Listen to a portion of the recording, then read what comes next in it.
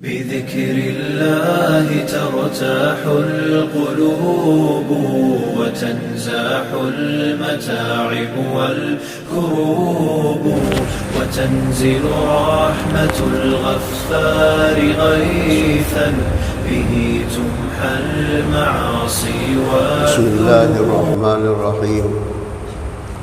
اللهم صل على محمد وعلى آل محمد كما صليت على إبراهيم وعلى آل إبراهيم إنك حميد مجيد. اللهم بارك على محمد وعلى آل محمد كما باركت على إبراهيم وعلى آل إبراهيم إنك حميد مجيد. ابھی آپ نے بخاری کی حدیث جو آخری حدیث ہے اس کو پڑھ لیا. امام بخاری رحمہ اللہ نے جو یہ کتاب تصنیف کی ہے اس کے بارے میں جو مشہور ہے اصح الکتب بعد کتاب اللہ البخاری، تمام کتابوں میں سے زیادہ صحیح اللہ کی کتاب کے بعد، قرآن پاک کے بعد وہ امام بخاری کی یہ کتاب بخاری ہے، اس لیے کہ اس نے جو شرائط لگائے تھے وہ دوسرے محدثین نے وہ شرائط نہیں لگائے ہیں. اس بنا پر اس کو اصح الکتب قرار دیا گیا. امام مسلم رحمہ اللہ نے خالی معاصرہ کو حدیث کے قبول ہونے میں شرط قرار دیا کہ شاگرد اور استاد کا دور ایک ہو، ایک ہی دور میں وہ رہے ہوں، چاہے ان سے ملاقات کا اور درس سننے کا یا حدیث سننے کا کوئی دلیل ان کے پاس موجود نہ ہو، پھر بھی وہ روایت قابل قبول ہے. لیکن امام بخاری رحمہ اللہ نے یہ شرط لگایا تھا کہ محدث کا وہ حدیث قابل قبول ہے جو اس نے اپنے استاد سے ایک مرتبہ ضرور ملاقات کی ہو اور اس سے کوئی حدیث سنا ہو، تو پھر اس کے حدیث کا اعتبار ہے. اس شرط کی بنا پر اس کتاب کو اصح الکتب قرار دیا گیا ہے. امام بخاری رحمہ اللہ نے اپنی کتاب کے ابتدا میں جو حدیث بیان کی ہے اس میں انما الاعمال بالنیات کا حدیث ہے کہ تمام اعمال کی بنیاد صحت اور اس کی قبولیت وہ صحیح نیت پر موقوف ہے. اور سب سے آخری حدیث جو یہاں ذکر ہے وہ وزن اعمال کا ہے، اعمال کا وزن ہونا، ترازو میں اعمال کو رکھنا اور ان کا جانچنا یہاں موجود ہے. اس طرف اشارہ ہے کہ دین وہ اسلامی احکام کا نام ہے، قرآن اور احادیث پر عمل کرنے کا نام ہے، اور وہ تمام اعمال جو اسلامی احکام کو محیط ہوں وہ اس کتاب کے اندر موجود ہیں. اور سب سے پہلے تصحیح نیت ہو، نیت صحیح ہو، پھر اعمال وہ قبول کیے جائیں گے، چاہے وہ اعمال دل سے تعلق رکھتے ہوں، چاہے وہ اعمال جوارح اور اعضاء سے متعلق ہوں. دل کے اعمال ایمان ہے، اخلاص ہے، اور جوارح کے اعمال نماز ہیں، روزہ ہیں، معاملات ہیں، یہ تمام اعمال ہیں. ابتداءً جب نیت صحیح ہو تو پھر وہ اعمال وزن میں بھاری ہوں گے اور اللہ کے نزدیک وہ قبول کیے جائیں گے. اگر نیت غلط ہو، چاہے جتنا ہی کوئی اعمال کرے تمام زندگی میں وہ عمل کرتا رہے، لیکن نیت جب فاسد ہو، اللہ کی رضا کے لیے کوئی عمل نہ ہو، تو اس کا وزن میں کوئی حیثیت نہیں ہوگا، وہ کل میزان میں اور ترازو میں بہت کم درجے کا ہوگا، اور وہ عمل اللہ کے ہاں قابل قبول نہیں ہوگا۔ اس لیے تصحیح نیت کے لیے ابتدا میں انما الاعمال بالنیات کا حدیث لایا، اور پھر اخیر میں وزن اعمال کا حدیث بیان کیا۔ امام بخاری رحمہ اللہ نے سب سے پہلا حدیث جو انما الاعمال بالنیات کی ہے، اس کو اپنی استاد حمیدی رحمہ اللہ سے روایت کیا، اور سب سے اخیر والا حدیث جو یہ وزن اعمال کا ہے، اس کو احمد بن اشکاب سے روایت کیا۔ تو وہاں حمیدی کے اندر بھی جو اصل مصدر ہے وہ حمد کا ہے، احمد کے اندر بھی جو اصل مصدر ہے وہ حمد کا ہے۔ اس طرف اشارہ ہے کہ میں اپنی کتاب کو اللہ کی حمد سے شروع کرتا ہوں، اور اپنی کتاب کو اللہ کے حمد پر ختم کر دیتا ہوں، اس لیے وہاں حمیدی کی حدیث سے شروع کیا، اور یہاں احمد بن اشکاب کی حدیث سے شروع کیا۔ ابتدائی حدیث جو نیت کی تصحیح کے بارے میں ہے، اس کا راوی حضرت عمر رضی اللہ تعالی عنہ ہیں، اور یہ اخیری حدیث جو وزن اعمال کی ہے، اس کا راوی ابو ہریرہ رضی اللہ تعالی عنہ ہیں۔ یہ اس طرف بھی امام بخاری نے اشارہ کیا کہ یہ دونوں مہاجر ہیں، انہوں نے اپنی وطن اور جگہ کو چھوڑ کر مدینہ منورہ میں تشریف لائے تھے۔ حضرت عمر رضی اللہ عنہ بھی اور حضرت ابو ہریرہ رضی اللہ عنہ بھی، انہوں نے اپنے اوطان کو، اموال کو، اقوام کو چھوڑ کر مدینہ میں آئے تھے، یہ مہاجری تھے۔ اس طرف اشارہ ہے کہ یہ دنیا دار الہجرت ہے، دنیا چھوڑنے کی جگہ ہے، دنیا رہنے کی جگہ نہیں۔ دار القرار وہ ہے جو موت کے بعد آئے گی، قیامت کی زندگی وہ دار القرار ہے، وہ دار الہجرت نہیں۔ اس لیے تو یہاں دونوں کا ابتدا اور انتہا سے نام لایا، حدیث لایا، تاکہ دنیا دار الہجرت کی طرف اشارہ ہو۔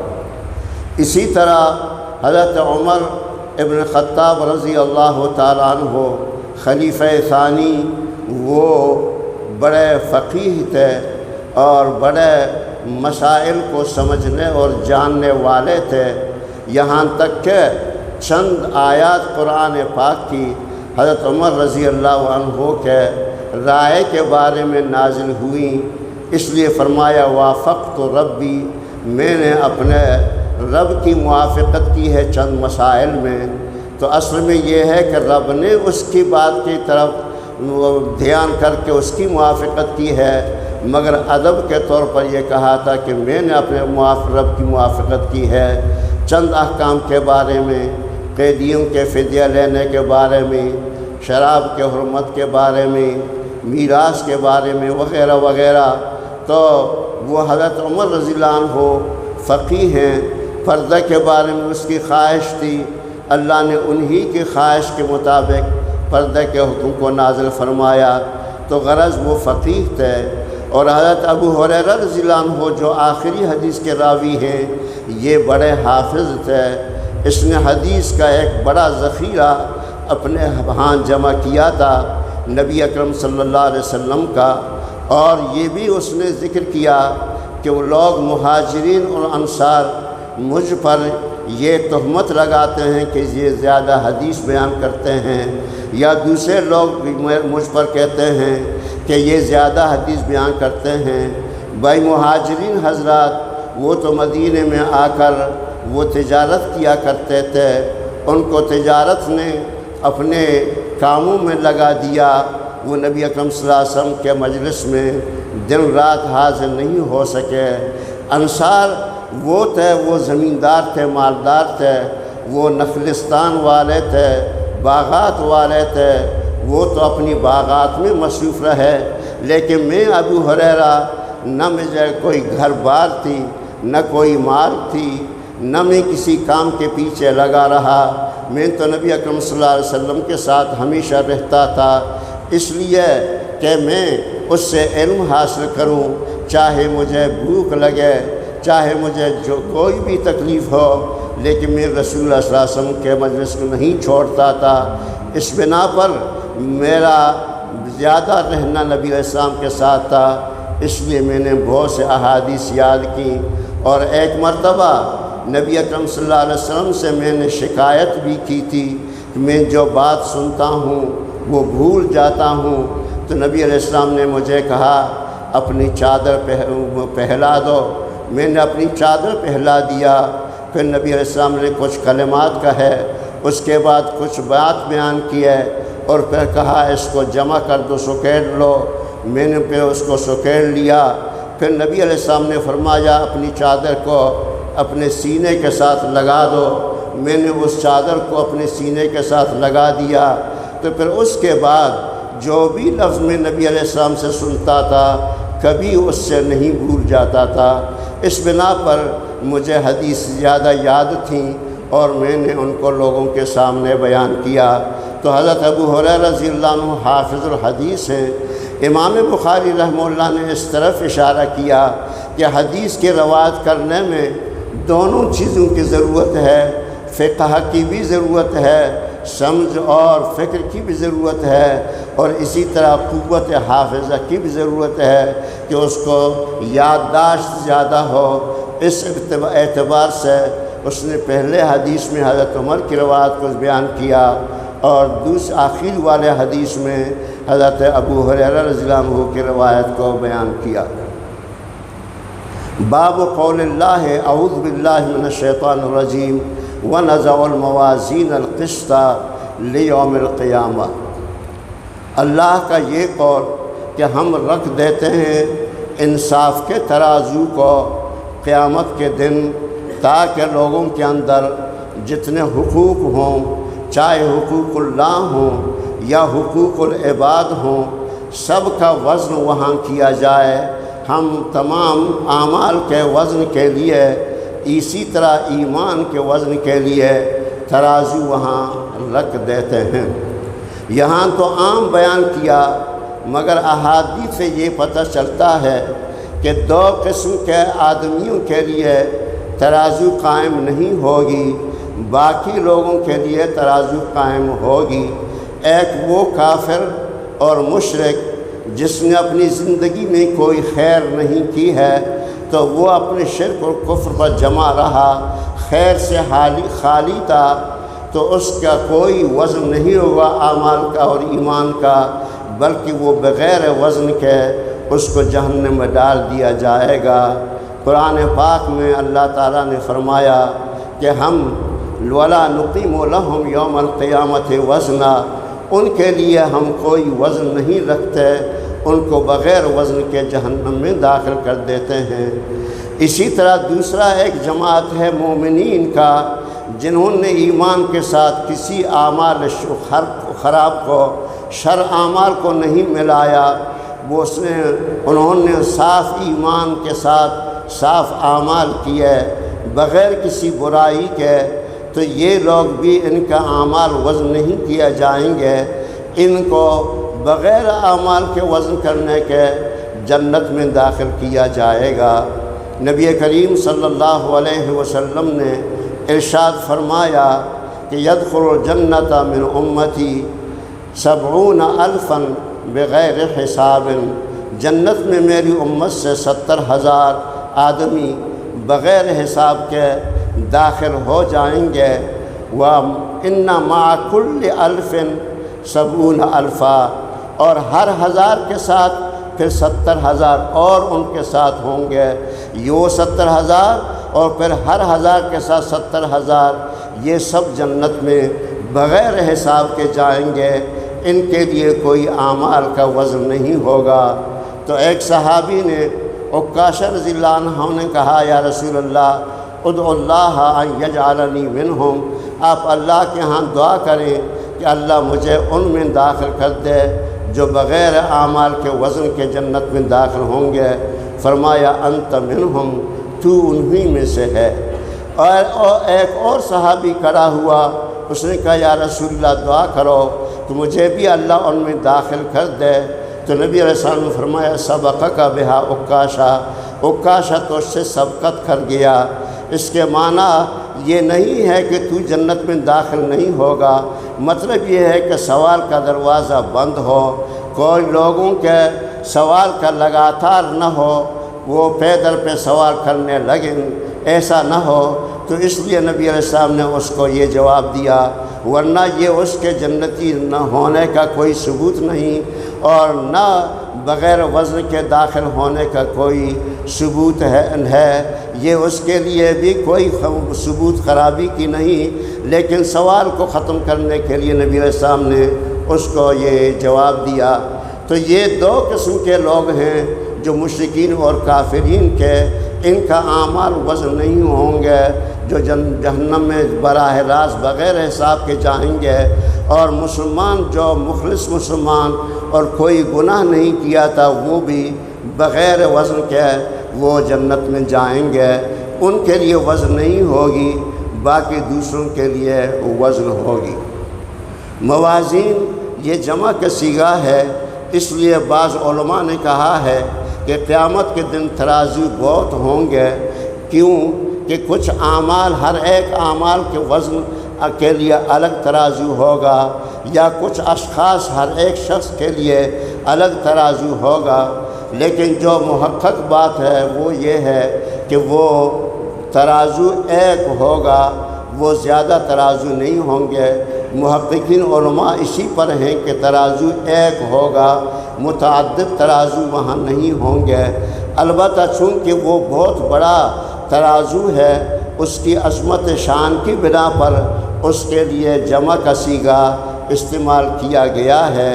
جس طرح کہ قرآن پاک میں بھی عظمت شان کے لیے جمع کا صیغہ استعمال کیا گیا ہے۔ اعوذ باللہ من الشیطان الرجیم، کذب قوم نوح المرسلین، نوح علیہ السلام نے قوم نے اپنی رسولوں کا انکار کیا، ان کو تکذیب کیا، جھٹلایا۔ حالانکہ نوح علیہ السلام ایک تھے، مگر اس کی عظمت شان کی بنا پر اللہ نے جمع کا صیغہ وہاں استعمال کیا۔ تو یہاں بھی یہ ترازو بہت بڑی شان والی ہے، اور اس کا بہت بڑا جثہ ہے۔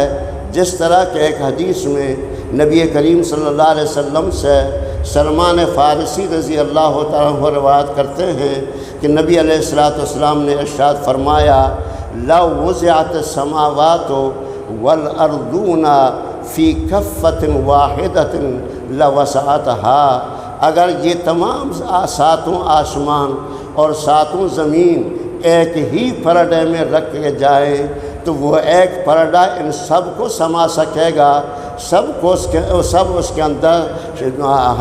کے اندر سما سکیں گے۔ تو وہ اتنا بڑا ترازو ہوگا، اس کی عظمت شان کی بنا پر اس کو جمع لایا گیا۔ القسط یہ صفت، بعض نے کہا کہ یہ موازین کا صفت ہے، موصوف جمع ہے اور صفت مفرد ہے۔ تو بعض نے یہ جواب دیا کہ قسط چونکہ مصدر ہے، مصدر کے اندر جمع اور مفرد ایک ہوتے ہیں، اس لیے اس میں کوئی خرابی نہیں ہے۔ اور بعض نے کہا، علامہ ابو اسحاق زجاج رحمہ اللہ نے کہا یہاں ایک عبارت محذوف ہے، وَنَضَعُ الْمَوَازِينَ ذَوَاتِ الْقِسْطِ، یہاں ذوات جو مضاف ہے وہ محذوف ہے اور وہ جمع ہے، اور اس کی اضافت قسط کی طرف ہے، اس لیے یہاں موصوف بھی جمع ہوا اور صفت بھی جمع ہوا۔ اور بعض نے یہ کہا ہے کہ یہ قسط موازین کا صفت نہیں ہے، بلکہ یہ مفعول لہو ہے۔ نضع الموازین لأجل القسط، نضع الموازین لأجل القسط، یہ مفعول لہو ہے، اس لیے یہ موازین کا صفت نہیں ہے۔